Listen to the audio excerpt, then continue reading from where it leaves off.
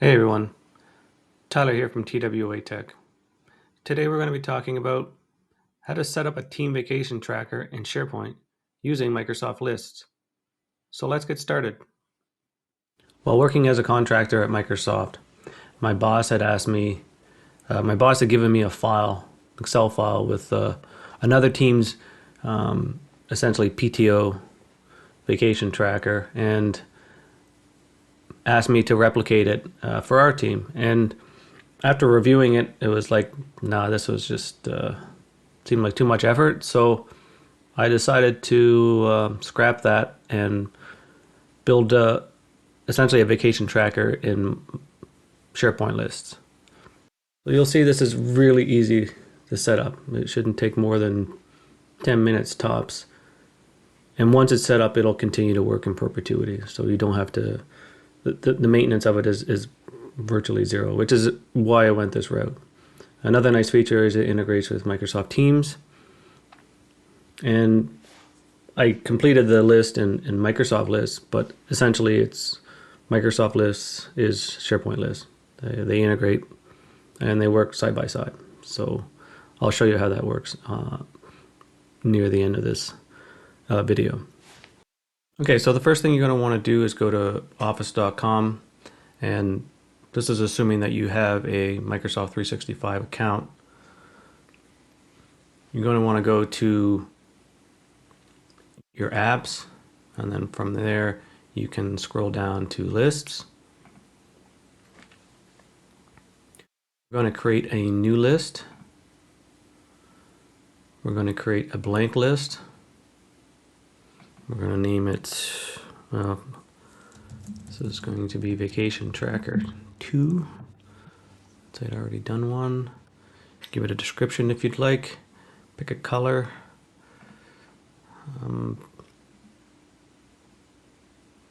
Let's pick a icon. You can add this to your list, or if you're a member of other Microsoft Teams or SharePoint sites, you can add it there. So for this, I'll be adding it to one of my SharePoint sites. And then keep the show in site navigation. This will be in your SharePoint site. That'll allow you to see the list, and then click create. Now we're going to walk through the steps of adding the columns to your list. So by default, you get the title column. What we're going to do is rename it. So we'll just go to settings, click rename. We'll call it vacation name. Click save. Next, we're going to add second column. It's going to be date and time. I'm going to name it start date.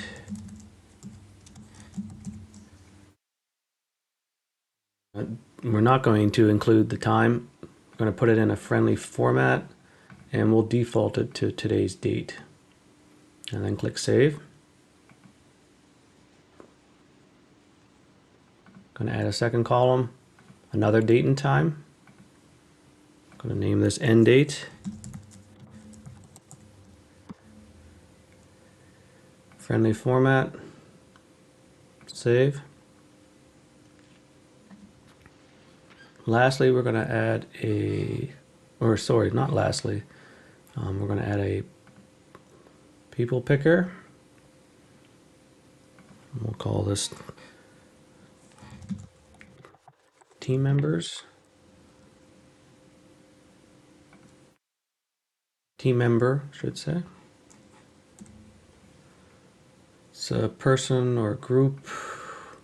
We're not going to allow groups. We can show a profile picture. Click save. And then the last column will be a multi-line text. Click next. Call this notes. And no default value. Click save. Actually, no, let me rename it to comments. Click save. Okay, there we go. So there's our list. Now we're going to add some dummy data just for testing purposes. So we're going to click Add New. We'll call this Summer Vacation. Oh, we're going to do, yeah, sorry, Summer Vacation with Family.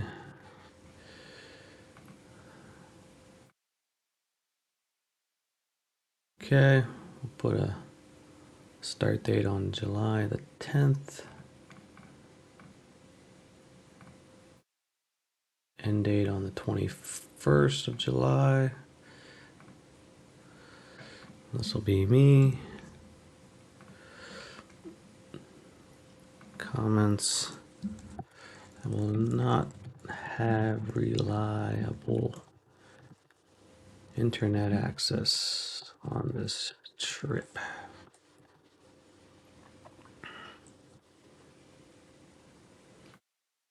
Okay, we're going to save that. That'll be our first record. Another one. Extended July 4th holiday. We're going to do this from June the 30th.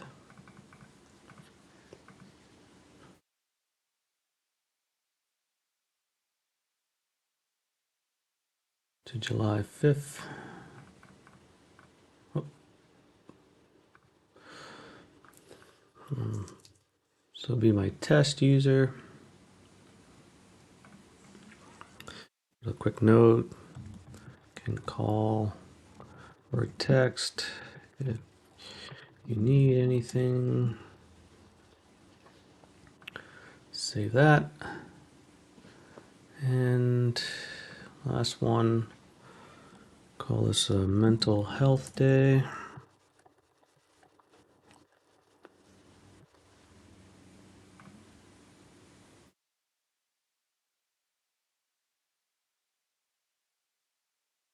July 28th to July the 28th.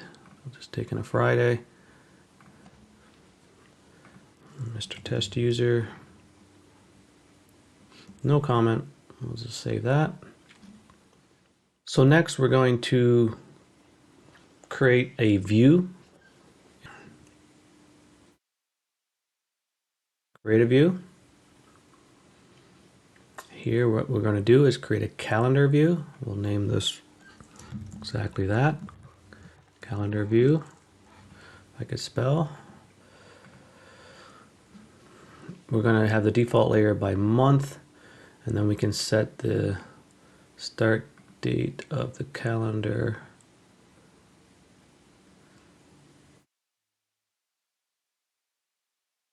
End date on the calendar. So this is what we would see on the calendar. And then, okay, so we'll make this public so that everyone in our team can see it, whoever we share. And then we also select what is going to be displayed on as the line item, the name that'll be on the list. And for this, we want title.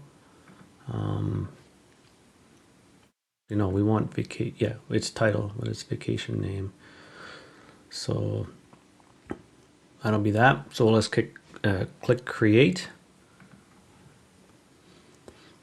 And that gives us a calendar view. So we can go back to July, and now we can see our list. So we have my extended holiday on July 4th. Or sorry, no, I was taking the summer vacation. There was the extended July 4th holiday, taking the Friday through to Wednesday. There was my summer vacation, and then there was a mental health day. So you click on it, you can see the user information. So this is for the user. You can go back to the all item view. You can add new records as they come up, and then you can either view them in here. So you can run filters and sorts, create other views as well if you want to do it by team member or whatnot.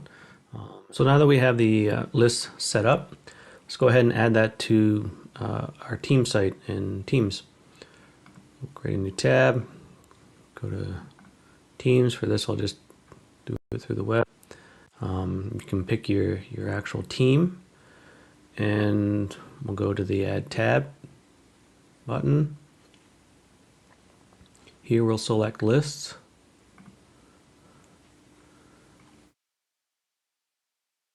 Save, which will add the list app. Here we can actually create the list from within here, but we already have the one that we created. So we'll go ahead and create so we did the vacation tracker 2.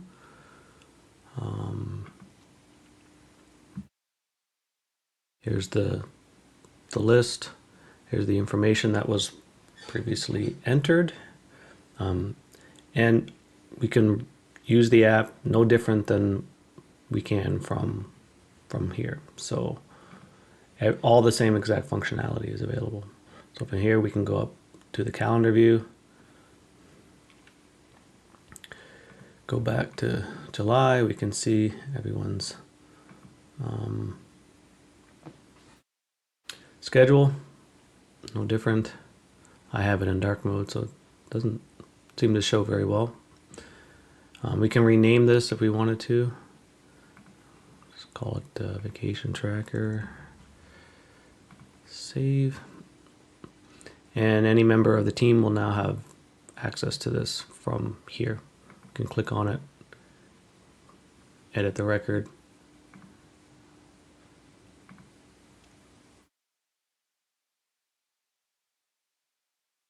Like so, yeah. One other thing, really quickly, I want to show is how